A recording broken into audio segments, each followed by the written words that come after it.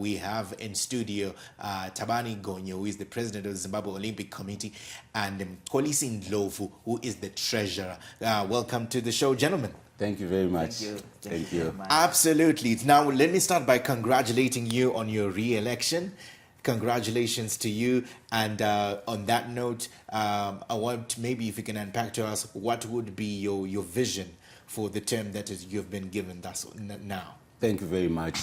Thank you particularly to the national federations that have reposed that responsibility of continuing for the next term to continue the journey of working towards what we want to attain by 2028. Yes. And also just to thank God for his grace and the wisdom of where we want Zimbabwe to go. I think LA, we would want to be winning. Yes. Would want to be in the podium places, but the podium places takes a number of steps for us to get there. I think what we saw was just an indicator, or what I would call a signpost in Paris when we had two of our sprinters reaching the finals. And for you to win in the finals, you need to do certain things, and that's the process we've been working on. And what I look at is we believe that focus on the athletes, focus on the niche areas that we are very strong in. And here we're talking of your sprints, we're talking of your relays, we're speaking of your marathons, we're speaking of those athletes that are competing at the World Championships in various categories. And we've got a lot of that. We have also to look at in terms of how then do we prepare to get to that process of winning.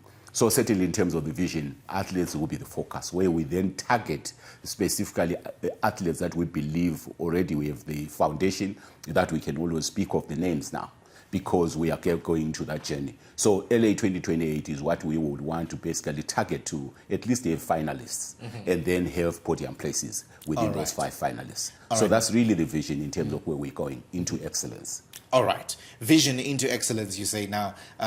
I know you were re-elected, and maybe talk to us about your achievements in the first term, what it is that maybe the strides that you managed to make and the feats that you managed to achieve. I think when we look at it, first of all, it's always when people talk of the Olympic Committee, somehow it just happens, people start talking of the Olympic Games. So when we really look at Paris 2024, we believe that what we targeted to begin with, really, when I came into office was we were at our lowest ebb in terms of in Tokyo, when we had only 5 athletes representing Zimbabwe.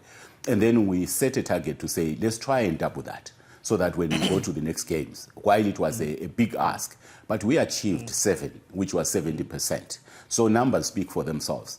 Then we were not anywhere close to being closer to the finals, nor closer to the medals in the Tokyo. But in Paris already, I've alluded to the fact that we had 2 track athletes. Both athletes reached the finals. Right. And then when we then look at in terms of our marathoner, he was also again among the top contenders in the top 20. And then we look at even all the other competitors that went there. They were very, very competitive. So when we look at that we believe that we were stronger in that area. Then we look at on around the issues of governance. And I believe those that would have attended our forums, those that have attended our General Assembly, we have gotten to that level where, as Zimbabwe Olympic Committee, we are very transparent. We are willing to have anyone come into our General Assembly and be an observer of how we conduct our business. What it means is that our constitution is very strong. Our policies are very strong. And then our systems are very strong. So what we need, so that's the first thing that we had to get right to ensure we are at that level as the Zimbabwe Olympic Committee. Now the next step is to get members to be exactly the same level that we are as the committee in terms of its level of the board.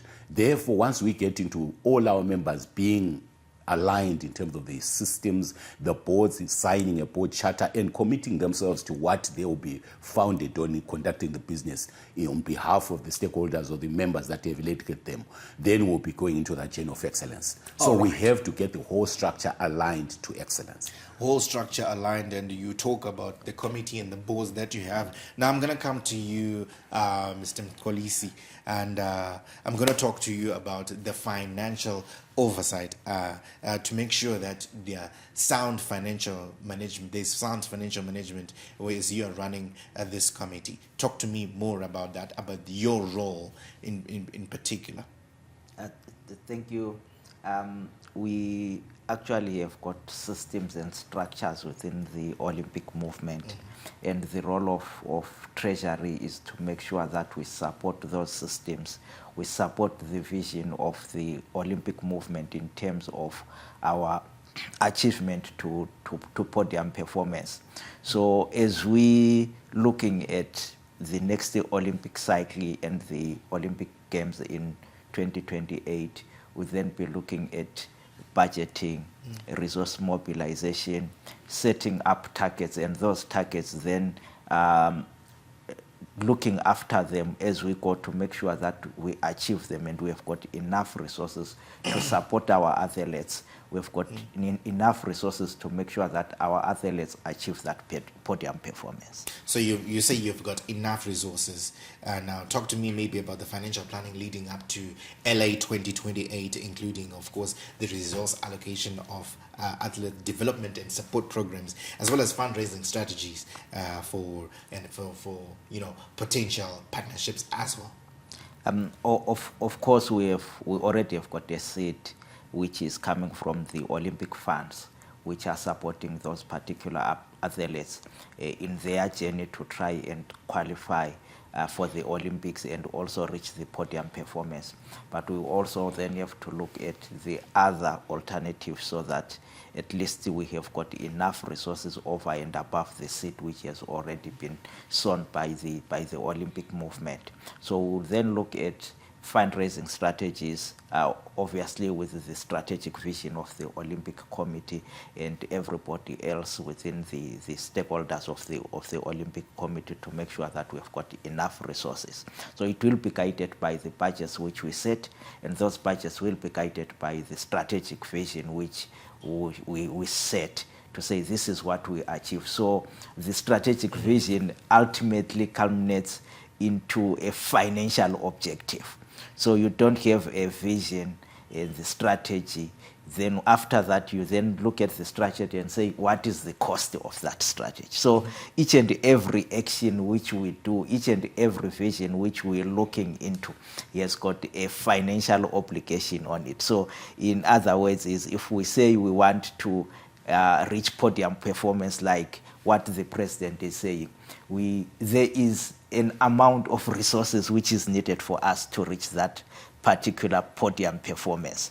So we have to quantify that. We quantify that by doing budgets, and then when we have got budgets is also to say within our structures, how do we mobilize those resources so that we can support the athletes to reach the intended goals. Right. Now, the president talked about policy framework that is sound and some sort of, if I'm to paraphrase what you're saying, an open door policy that anyone can come and observe how you guys conduct your business. Now talk to me more about transparency and accountability, and maybe with more emphasis on commitment to transparent financial reporting and accountability, especially to stakeholders.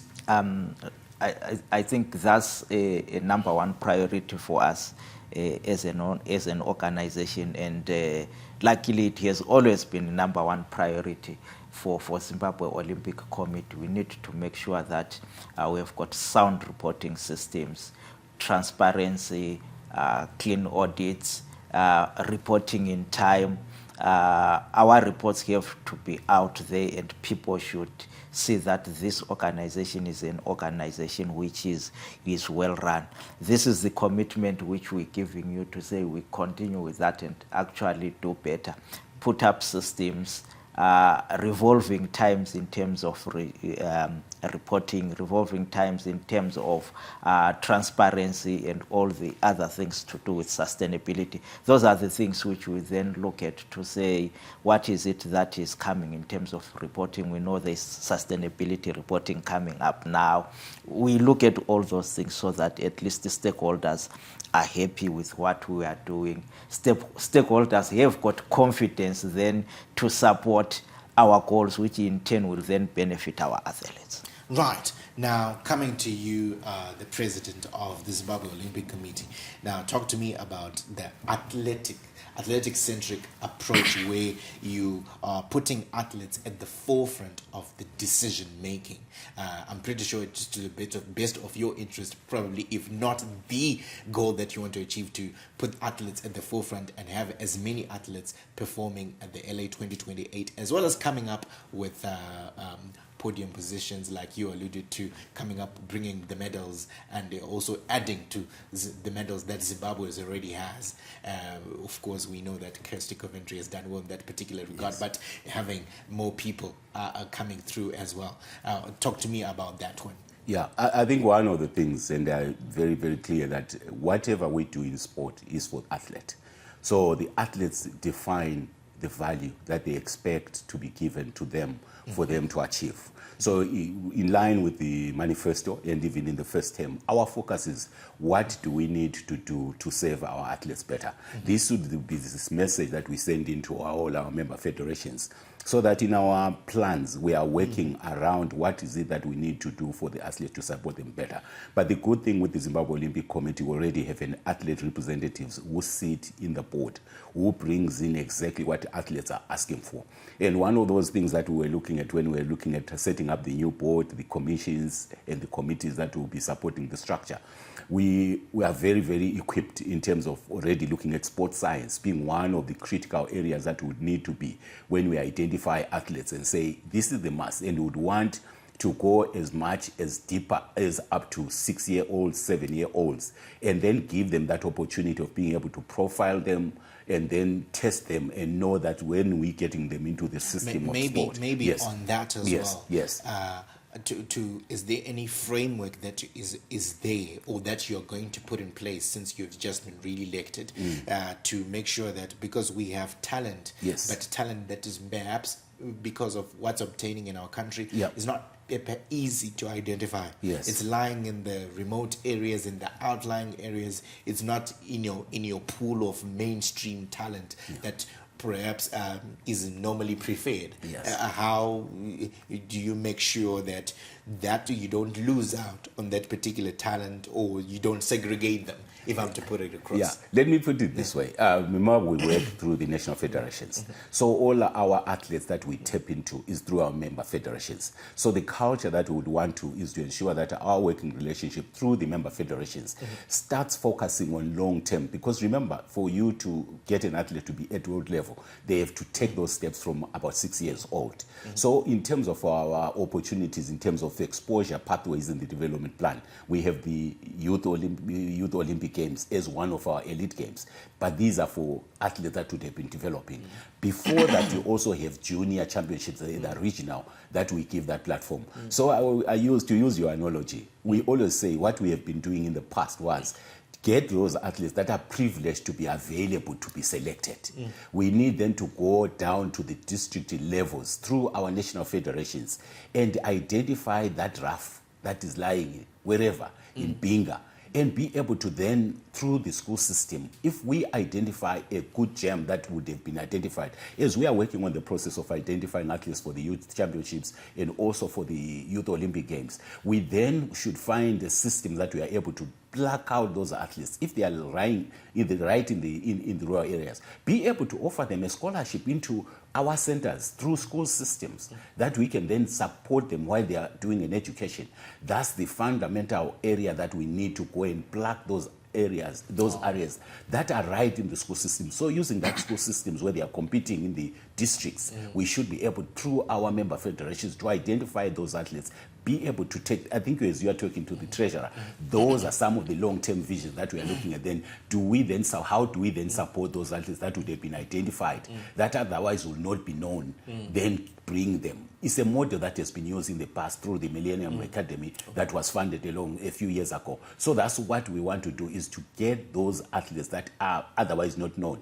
When they exhibit, then we test profile, and then we make sure that sports science does its part to say how much can we harness out of this kid who is 7 years old, 10 years old, and bring them and support them in a system that ensures their development pathway is actually clear. So that's one of the ambitions that we actually have. Right, that's promising. Now, coming to both of you gentlemen, I want to maybe pose a question, the same question to both of you. Now, we know that the IOC president is now Kirsty Coventry, and us being you being the Zimbabwe Olympic Committee, how do you look to leverage on that particular development that the president is now a Zimbabwean, she's Kirsty Coventry? How do you look to leverage in that particular development, and going forward, what can we expect? For me, is certainly this is a great step for Zimbabwe, for Africa as a whole, particularly the relationships that we already have with Kirsty. I go a long way with Kirsty. She was one of my athletes when I was the chef de mission in 2008 when she won most of her medals. I worked with Kirsty. I've known Kirsty for a long time. So already based on the fact that that's someone that we can approach, that we can phone, that we can talk to, share ideas and tap ideas, it is a great opportunity for Zimbabwe and for Africa, for us from one of our own to be able to access areas that we probably would not otherwise access, and also that privilege of being a Zimbabwean who understands our situation. So for me, that's how I look at that. It's a great opportunity for us in Zimbabwe. It's a great, yes. Maybe I can come to you as well on that particular question. Okay, thank you. I think as a nation, like what the president has said, we on cloud in terms of the election of President Kirsty. We actually saw it coming. I think also as Africans, wherever we're going, we were being told that we have got great support from the whole of Africa. And the promise which the President Kirsty gave us to say, she's a phone call away from us. All right. So we simply a phone call away from President Kirsty, and she understands our problems. She understands the problem of Africa. So we're very confident that we are in good hands as Zimbabwe, we're good hands as Africa. Right. Now, gentlemen, maybe to you, President, suppose someone who's watching you on TV right now, and they know someone, or they are the person, or their parents to the person that they believe, you know what, my child is competent. How do they reach you? Are you reachable? Any social media page, contacts, or what? Yes, we are reachable through our Zimbabwe Olympic Committee Facebook page. We also are reachable through our offices in Belvedere, just by opposite Belvedere Primary School. That's where we are on 3 Andrews Circle. We are very open in terms of anybody coming in, whether they're coming from whatever sport. I've actually had the opportunity that whenever those that see me and can identify me, and there's an athlete that believes they have a dream, they can come to me and talk to me, and I will refer them accordingly to all our member federations. So people should feel so free that whenever they see a sports person, I'm one to say there are so many dreams that are out there. Right. There is so much talent that is out there. Please feel free to reach us in our phone numbers, which you can check, and then you can also reach us through our offices, and we'll be able to give you that opportunity to excel. Fantastic. Congratulations again on your election, and well done. And we hope for the best as we approach LA 2028. But before I let you guys go, give me a number. How many medals? To LA 2028, how many medals? Let's work. Definitely we are getting podium. I also don't want to put pressure on who will get us a medal. I'm certainly targeting 2 or 3 medals. 2 or 3 medals? I think 2 or 3. 2 or 3 medals. So 2 or 3 medals, we expect Zimbabwe's flag to be shining bright and high in Los Angeles in 2028 when our athletes go there to compete. Thank you so much, gentlemen, for being part of this show.